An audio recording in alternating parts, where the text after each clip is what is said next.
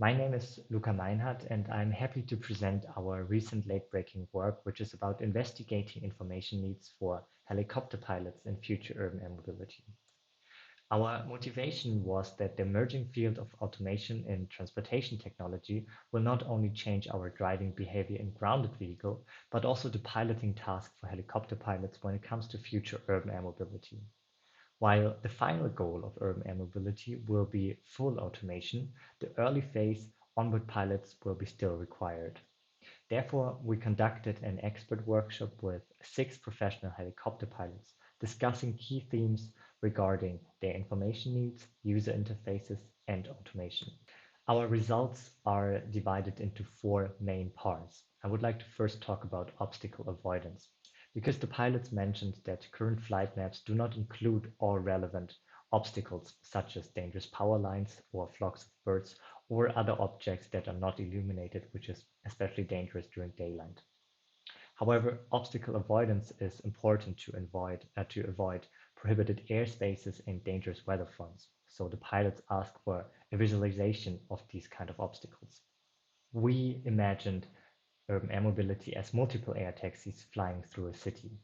Um, Therefore, it is important for the pilots to display all relevant flying objects in their near 3D space and to show safe flight corridors or their own future flight path to enhance their mental model of the current airspace.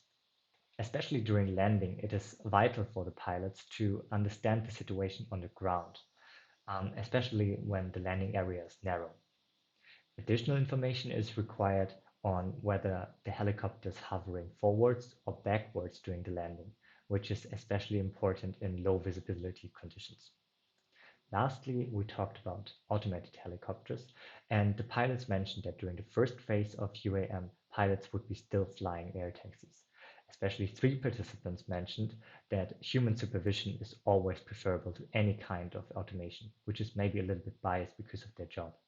However, they mentioned that remote pilots would be an option where basically one pilot is controlling multiple air taxis. But the participants mentioned that when a single air taxi has an emergency, all taxis under control must land.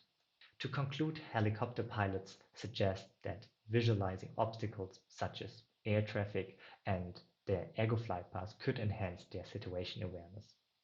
But with the increasing adoption of automation in UAM, it is also important to consider new forms of visualizations, such as windshield displays or augmented reality for the pilots, but also for the passengers, because the success of urban air mobility is about if the passengers trust in it or not.